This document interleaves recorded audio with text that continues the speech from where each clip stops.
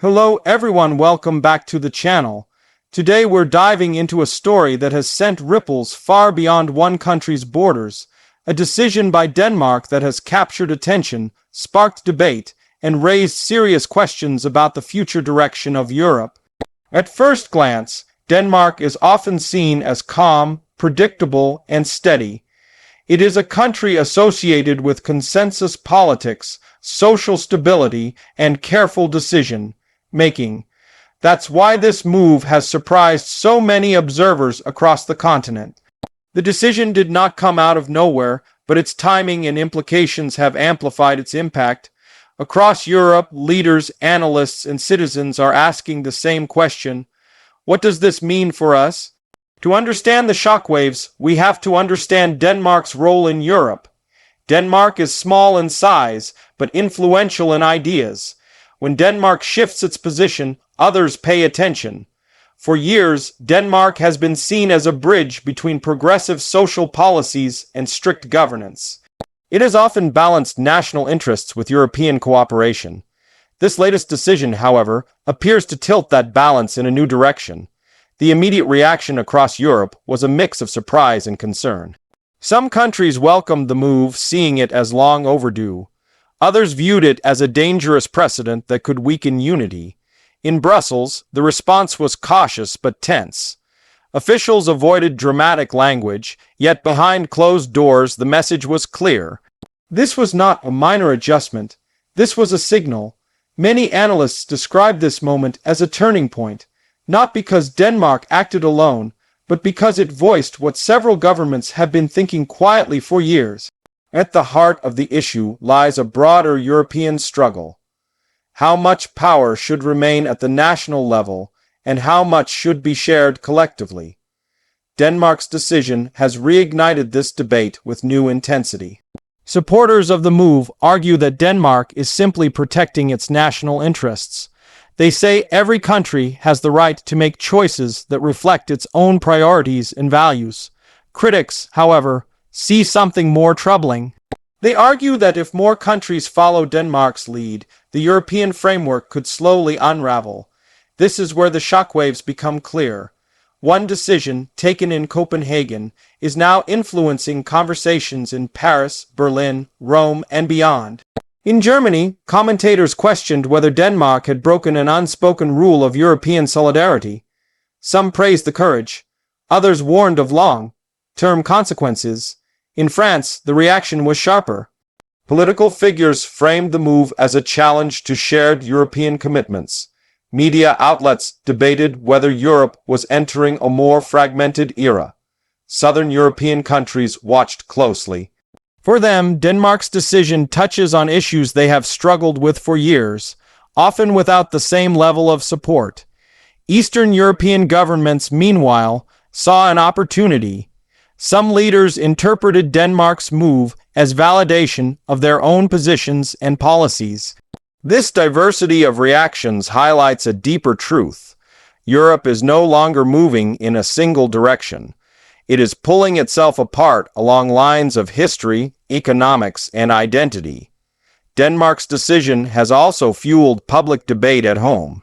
While the government defended its stance, opposition voices raised concerns about Denmark's international reputation.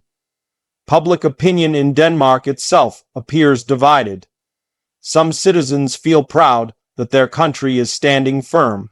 Others worry about isolation and long-term costs. What makes this moment especially powerful is the symbolism. Denmark is not a fringe actor. When a country like Denmark makes a bold move, it carries weight. This decision has also reignited discussions about the future of the European project.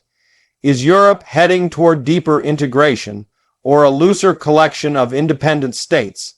For years, European leaders have tried to avoid this question. Denmark's move has forced it back into the spotlight. The economic implications are another major concern. Markets reacted cautiously, reflecting uncertainty rather than panic. Still, uncertainty itself can be damaging. Businesses across Europe are watching closely. They depend on stability, predictability, and shared rules. Any sign of fragmentation raises alarms. investors are now reassessing risks. While Denmark's economy remains strong, the broader European picture feels less certain. Politically, the timing could not be more sensitive. Europe is already dealing with multiple crises, from security concerns to economic pressures. Against this backdrop, Denmark's decision feels like an additional stress test. Can Europe absorb this shock and remain cohesive? Some experts argue that this could actually strengthen Europe. They believe open disagreements, if handled properly, can lead to reform and renewal. Others are less optimistic.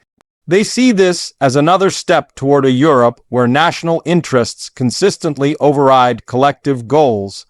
The language used by European leaders in response to Denmark has been carefully measured. No one wants to escalate tensions unnecessarily. Yet beneath the diplomatic phrasing lies genuine anxiety. Trust, once shaken, is difficult to restore.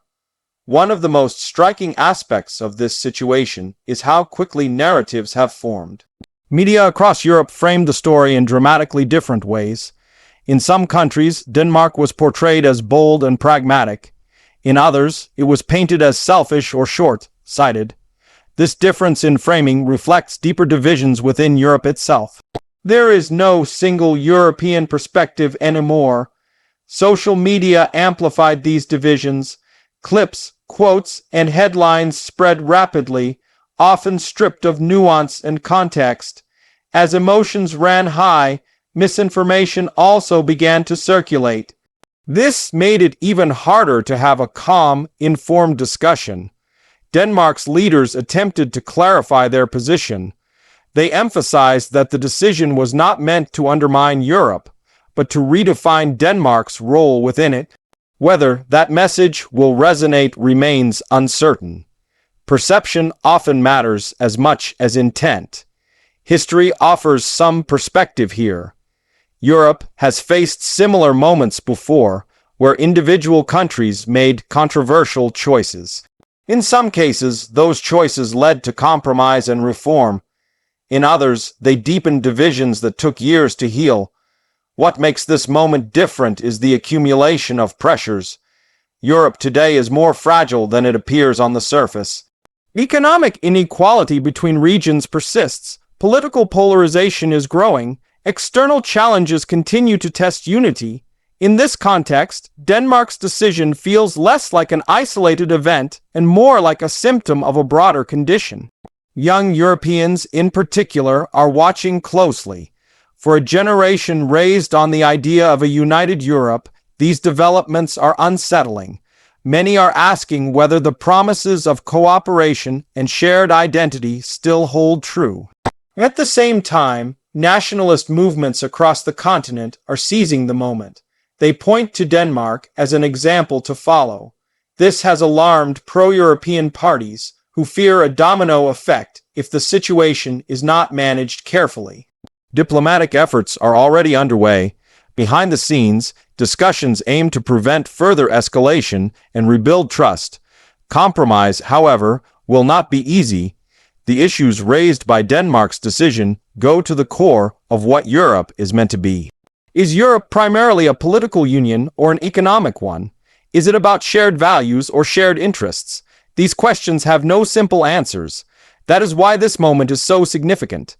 Denmark has, intentionally or not, forced Europe to confront its own contradictions. For Denmark itself, the path ahead is uncertain. Standing firm may bring short-term political gains, but long-term consequences remain unclear. Relationships with key partners could change. Influence within European decision-making circles could shift. Yet Denmark may also gain new allies among countries that share its perspective. This reshuffling of alliances is another reason the shockwaves are being felt so widely. Europe is a delicate ecosystem. When one part moves, the effects are felt everywhere. As the story continues to unfold, one thing is clear. Denmark's decision is more than a national policy choice. It is a mirror held up to Europe, reflecting its tensions, its fears, and its unresolved debates. Whether this moment leads to fragmentation or renewal will depend on what happens next. Dialogue, compromise, and leadership will be crucial in the coming months. For now, Europe is holding its breath, watching closely as the consequences of Denmark's move begin to take shape. This is not the end of the story. It may, in fact, be the beginning of a new chapter. A chapter that will define Europe's future for years to come. And as always, we'll be here to break it all down, follow the developments, and explore what it really means.